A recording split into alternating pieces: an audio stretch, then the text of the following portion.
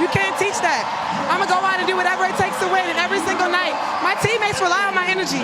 So being able to continue the energy, even if we're down, even if we're up. If she would have left it with what she had to say right before the last couple of words, I would have been fine with it. She's embraced the villain. She understands social media. She's done quite well. Dan Patrick just dropped a bomb about Angel Reese that has the entire WNBA community talking. He flat out said what many analysts have been thinking, that Reese is jealous of Caitlin Clark's impact on the league and is trying to diminish her success. But what if this isn't just about jealousy? What if Reese is actually playing chess while everyone thinks she's playing checkers? The business strategy behind creating a villain persona in sports might be exactly what Angel Reese is counting on, and it's working perfectly. Before we move on, I'd like to ask you a small favor.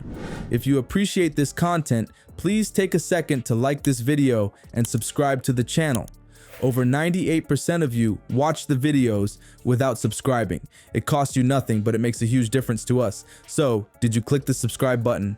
Great, thank you so much. Now, back to the video. So what's really going on with Angel Reese? Is she genuinely upset about Caitlin Clark's shine, or is there something much more brilliant happening behind the scenes? Dan Patrick recently broke this whole situation down, and his take is fascinating. He thinks Angel Reese is playing chess, while everyone else is playing checkers. Let's think about this for a second.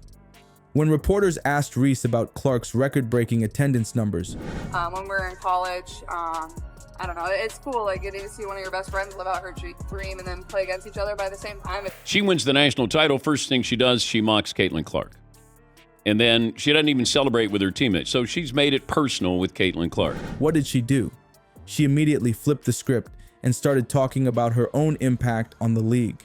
Most people saw jealousy, but Patrick sees strategy, a deliberate move to position herself as equally important to the WNBA's explosive growth.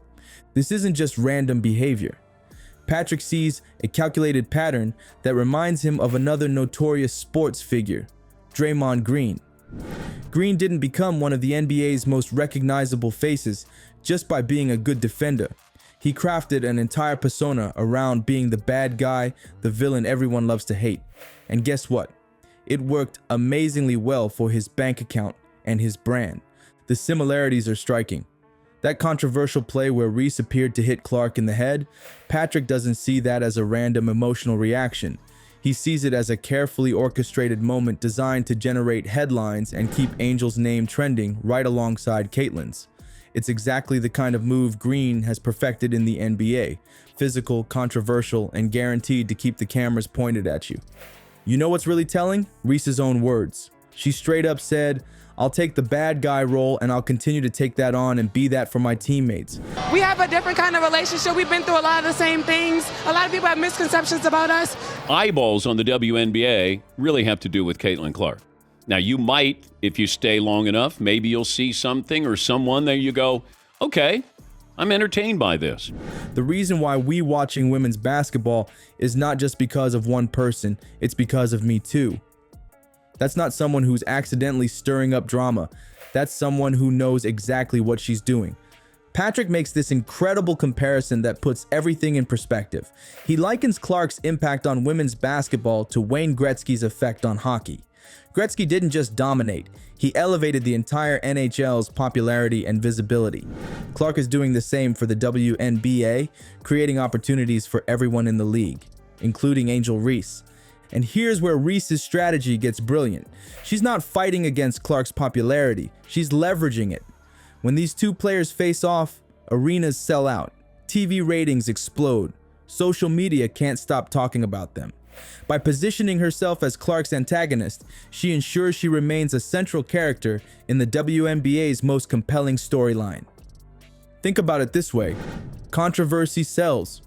Green's controversial reputation hasn't hurt his marketability, it's enhanced it. He's got endorsements, media deals, and a massive platform. Reese appears to be following the same playbook. By embracing the villain role, she's making herself more marketable, not less. What if all this supposed jealousy and tension isn't emotional at all? Doing all that talking online, but when it comes to the proof, it is in the pudding.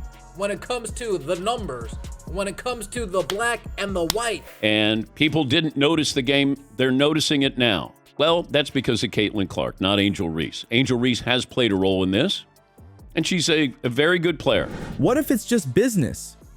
The WNBA is experiencing unprecedented attention right now, and being recognized as one of its two biggest stars, even as the bad guy, positions Reese perfectly for endorsements, media opportunities, and long-term brand building. The genius part is that it works whether you love her or hate her. Fans who criticize her still watch her games. People who defend her become loyal supporters. Either way, she stays relevant, talked about, and centered in the conversation about women's basketball. Remember, before Clark and Reese brought their college rivalry to the pros, the WNBA wasn't getting nearly this level of mainstream attention. Now everyone's watching, and Reese has positioned herself as one half of the league's most compelling storyline. That's not accidental.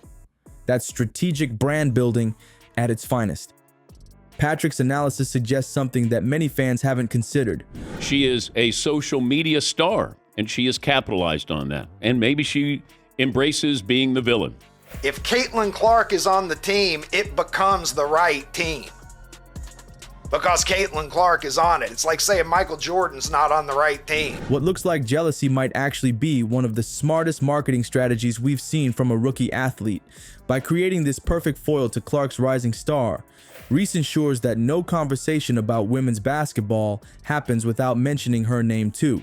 So maybe we've been looking at this whole rivalry all wrong. It's not about who's the better player or who's jealous of whom. It's about two young athletes who understand that sports is entertainment and rivalries drive viewership.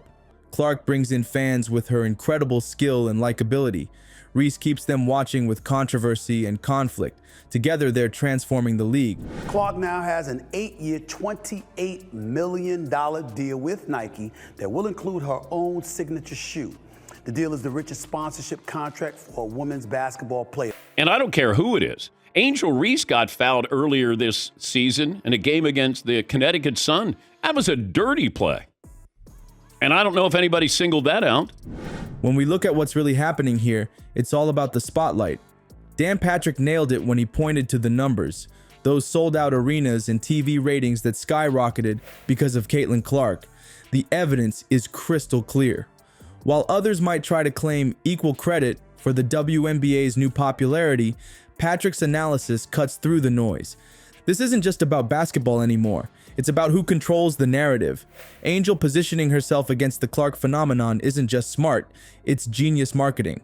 So what do you think? Is Angel genuinely bothered by Caitlin's success, or is she playing chess while everyone else is playing checkers?